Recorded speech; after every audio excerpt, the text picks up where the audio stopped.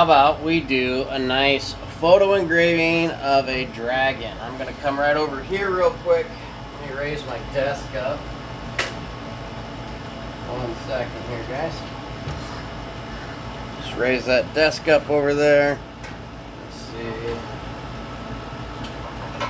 Alright, you can kind of see me. Alright, so I'm going to take this photo here. I got a photo of a dragon. Whoops. Photo of a dragon. We're going to engrave it on wood. I just grabbed this off of Google, just did a dragon search. I went into the tools of the Google search. When you go into images, you can hit tools, and under there you can change the size to large. That way you get a nice big image is in your search. Just pop that fly. And if you have a bigger image, there's just more you can do with it. I then took it and ran it through a site called image-r, imag-r, .com, and that processes it.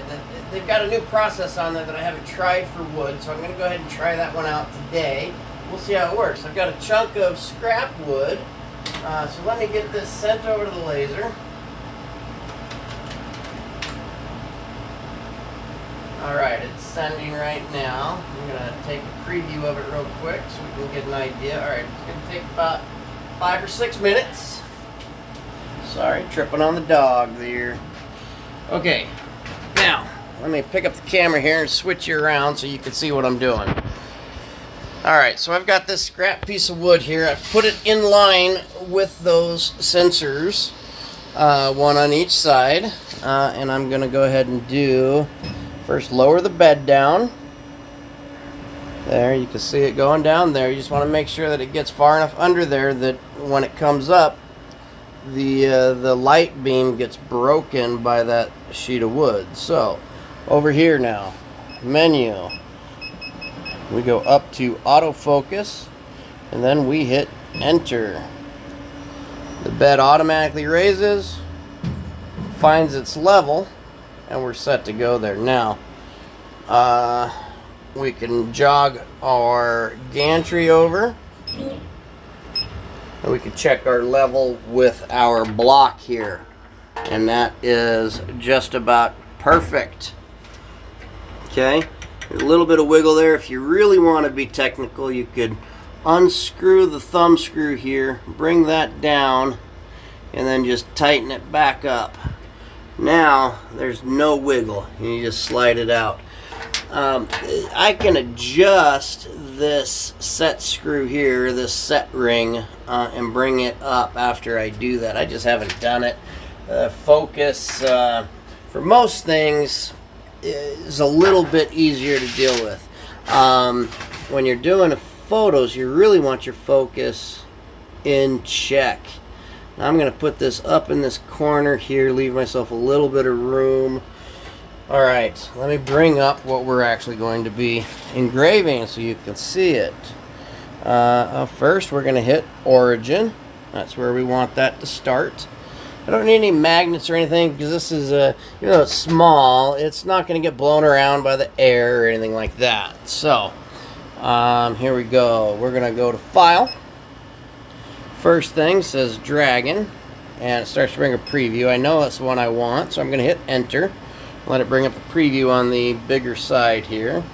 And it's going to look like crap. Always does with photo engravings, because you got to remember, this is not doing anything for power or anything like that. And, you know, it may not turn out well. I have not tried this algorithm before. But we're going to run this at 500 millimeters a second at 20% power. That's kind of the go-to engraving speed and power for a 100-watt laser when you're doing engravings on things, especially wood or acrylic glass. You want to lower your power a bit. Anyhow, let's go ahead and shut this. Well, excuse me. Let's frame the art so we know where it's going to go. And we're going to fit there nicely. I'm just going to bring this over a touch. I want a little bit of a border. We'll frame that again. That looks nice. Alright, I'm going to set the camera up in the laser here again. I think that's pretty cool. view of things. I'm going to get you nice and close.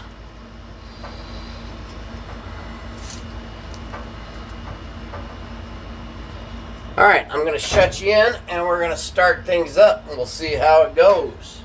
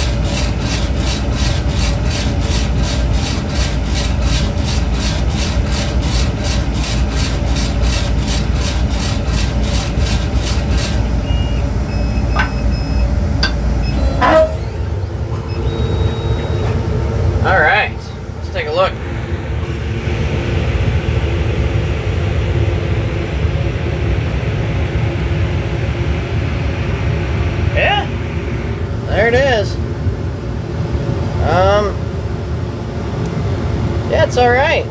It's not, I don't know if I love this algorithm that I used from Imager.com or not. I'll have to run it again, maybe with a different algorithm, or in Lightburn we could just import the image and do a halftone, kind of like, you know, old newspapers would do on their prints. Let's see if we can clean it up a little bit. Alright, give me a second to grab some paper towels. Where'd they go?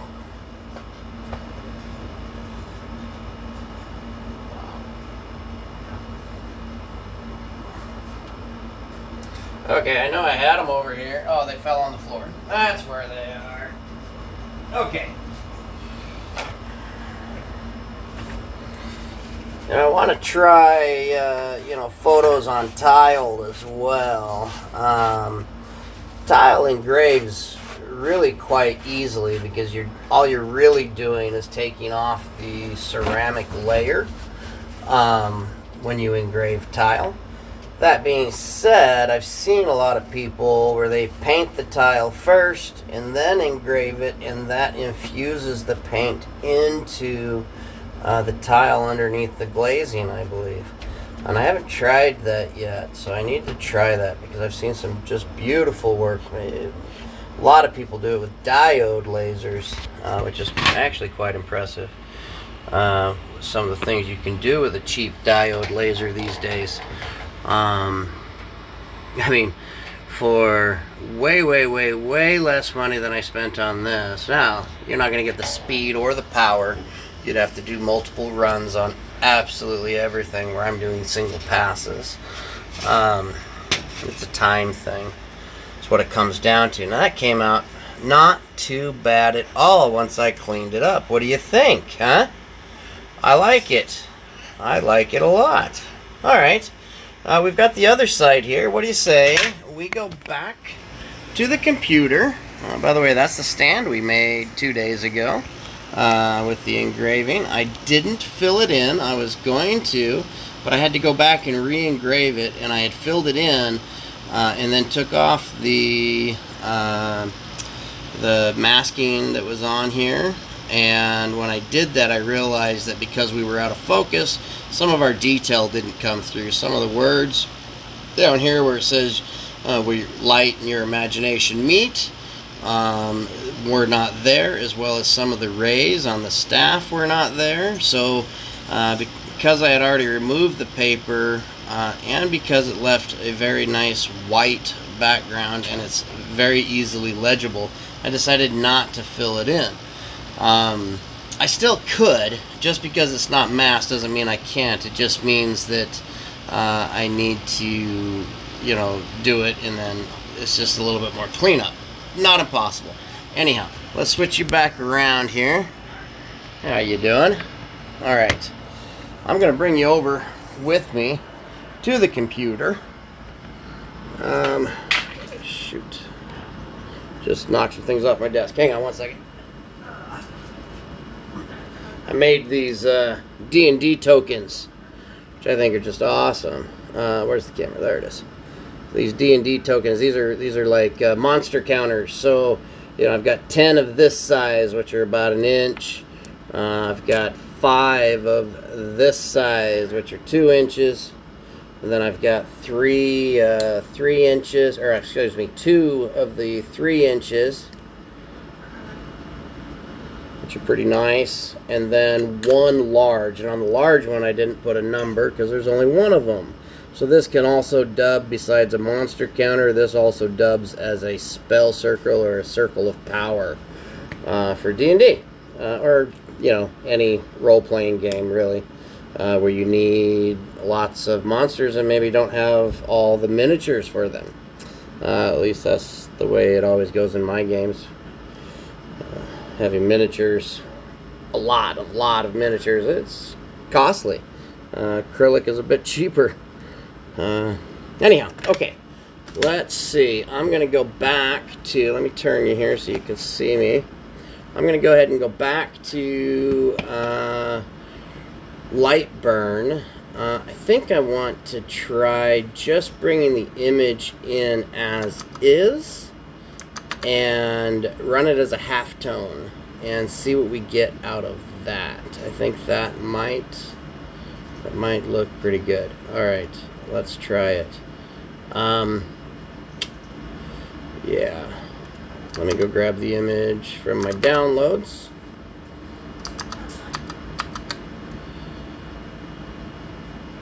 There it is. Bring it over, drop it in. All right. Now this one needs to be cropped because there's some extra junk on it. And the way you crop in light burn is you make a box or a circle, any shape you want. It doesn't have to be a box. In this case, I'm making a box. I'm going to match it to the size and shape of the artwork, which you can do with some shortcuts on the tool menu, or you can do it through the the menu. Anyhow, I'm going to now center these on each other. Now that I have that, what I'm going to do is just grab the box I made, and I'm going to make it slightly smaller than the image in the direction that I want to crop out. Then you select both items, you right click, and on the right click menu is apply mask to image. When you click that, the size of the shape that you put on top, box, circle, squiggly, octopus, it doesn't matter, that shape then becomes like a cookie cutter. And that image, you can still move the image around and adjust the image and do all that, but it now becomes something that is like a cookie cutter. You look through it and that's what you see. If you move it underneath, the image shifts. Move the circle above, the image shifts, what you can see. All right, I think you get the idea. If not, I'm going to get some screen recording stuff going so that I can do some streams where I show light burn a little bit better. I just can't stand it when people photograph the screen. I think that's so unprofessional and hard to follow. All right, so let me do this now. So I'm going to right click on the image, and I want to adjust the image. Now in the image, I'm going to change it from grayscale to halftone. Now halftone, cells per inch, I want 200. I like my halftone angle about 33.5 degrees. Default's like 22.5. I think 33.5 degrees kind of takes that pattern out of it a little bit more, and you get less of the moire or something. I forget how you say it. Anyhow, you get less of it. It looks better. That's the point. All right. The other thing I'm going to do, besides look for a fly swatter and kill these flies, is I'm going to enhance radius. So I'm going to bring that up to the enhance radius up to 10. And then enhance amount, I'm going to slowly bring it up, first at 100. I'm going to zoom in to the image and take a close look at those details and see if I need to enhance more. I'm going to take it up another notch to 200 and see what that looks like. Okay, that's not too bad. Not too bad at all. Now if I bring the contrast up,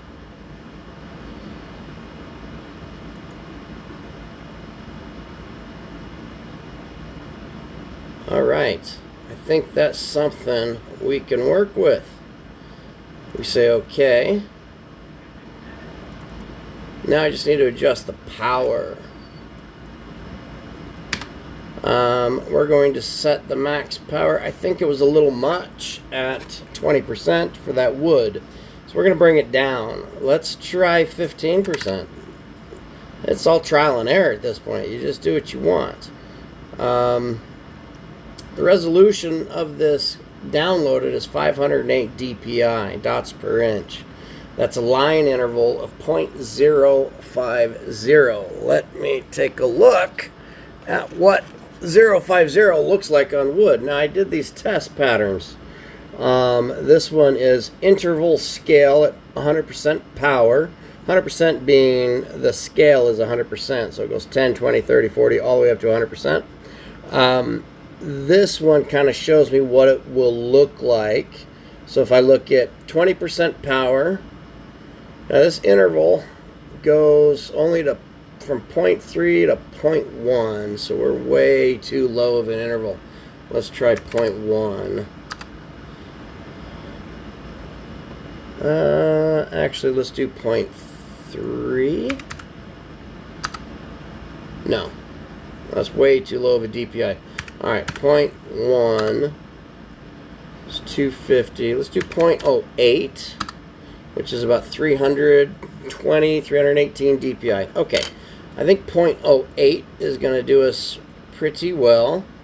We only want one pass, of course, for this.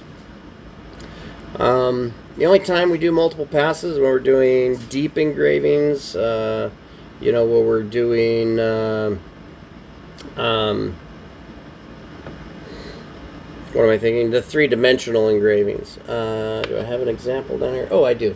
Like this. Let me show you. This is an example of a three-dimensional engraving. This was 2 passes. Same wood as what we're doing now. 2 passes at... the power is adjusted by the image grayscale. The darker, the higher power. So I set the max power at 64, the lowest power at 0. So any white would not get burned. Anything black would be 64% power. And any gray, depending on how dark it is, gets adjusted by its power based on its strength of blackness, I guess you could say. And the higher power, the darker the color. Okay, pretty simple, but it takes a couple of passes. If you tried to do it in one, even if you had a even more powerful laser, like a 130 watt or hell, even a 300 watt, you try to do it in one, the image quality is not going to be great typically, at least from what I've seen. Prove me wrong. Please, prove me wrong. Send a video response if you can. That'd be awesome. All right. Now, we're going to go ahead and send this over the laser. Let me first take a quick preview to see how long it's going to take. 30 minutes. Oh, because it's way too big. We need to now shrink this whole thing down. So, we want it at like a 5-inch square should do. Now, how long is it going to take?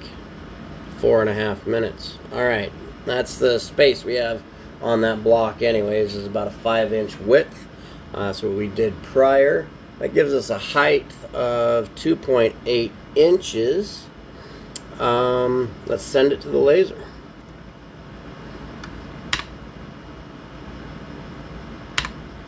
Alright, let's go over to the laser.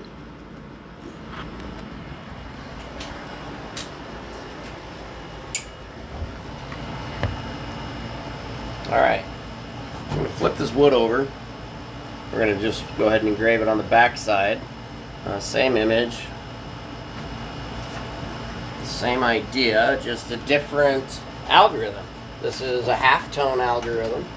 200 cells per inch at 33.5 degrees. We're going to run this at 15% power, 500 millimeters a second. Alright. Let's get this lined back up here. Is that wood warped? Okay, so let me show you this.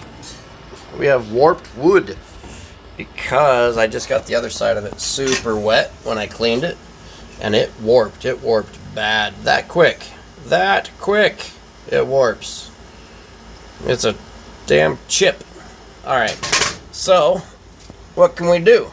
Not much. Deal with it. Alright, let me put you in here so you can kind of see what I'm going to do here. First thing is, I'm going to grab a single magnet. Where's a single? These are all double stacks in here. thought I had a single somewhere. Alright, we'll use this one. And I'm going to shove that under there. Oh, nope. We need a double stack. I should have just measured that first. Okay, so that's going to flatten us out up top there. Keep us a bit flatter anyways. You know what I mean? Alright, that'll hold us in place. Okay, now, we don't need to focus. We've already done that. We haven't changed our Z-axis at all. So I'm going to set my origin.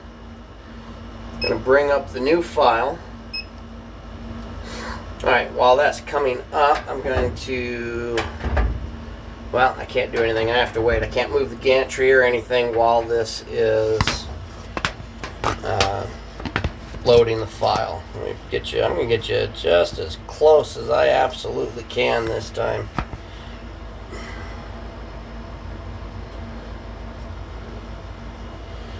That should be plenty close right there. If I can just move you over a tiny bit. Try to get more of it on screen.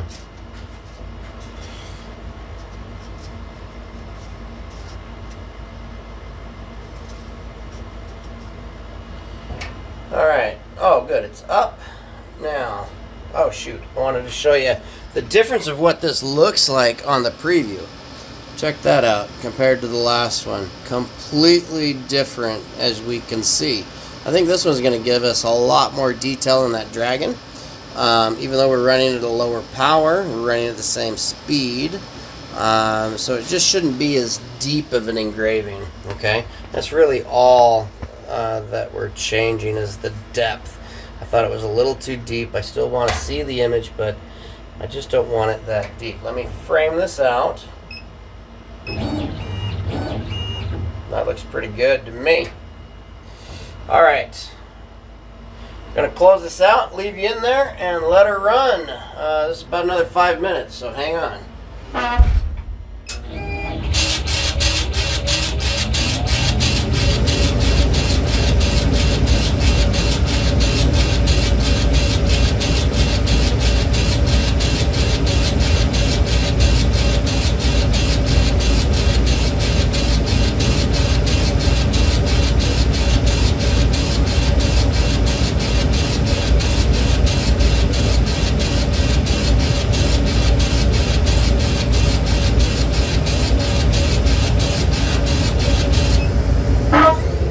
Pause it for a second. I'm going to point the camera down just a tiny bit to try to get it to focus on an area and stop trying to focus on the head moving back and forth. Alright, here we go.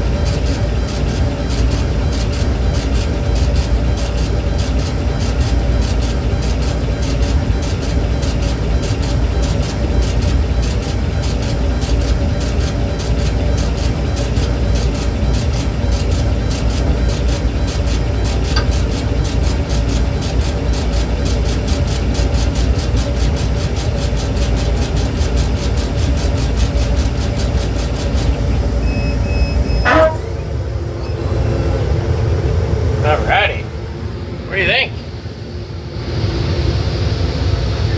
Got the same issue with the grain that the other side had, but let's go ahead and wash this side. It's not nearly as deep.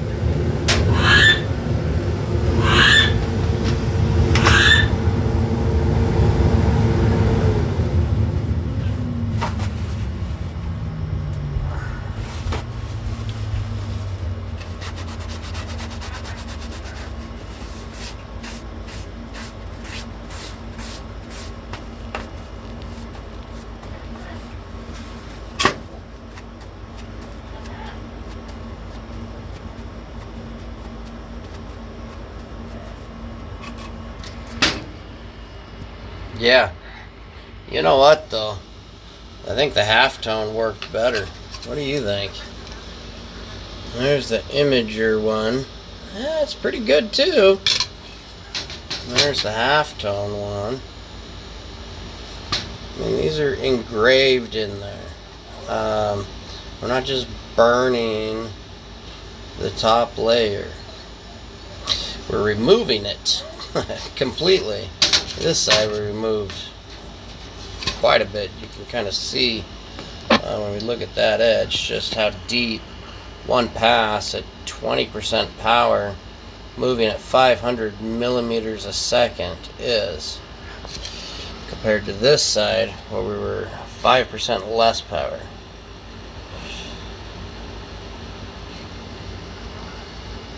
That's it's pretty cool. I like it. Yeah. Well, I think we're going to leave it there for today. By the way, look at that. It's straightening back out because I washed the other side. Isn't that funny? Wood is an interesting thing, isn't it? All right. Well, here we go. Let's go ahead and leave it there for today. All right. Definitely we'll be back on streaming tomorrow. I'm going to try to be streaming every single day. Just trying to get this thing going. Build it up. And tell as many people as you can. Spread the word. Wizards of Light is streaming.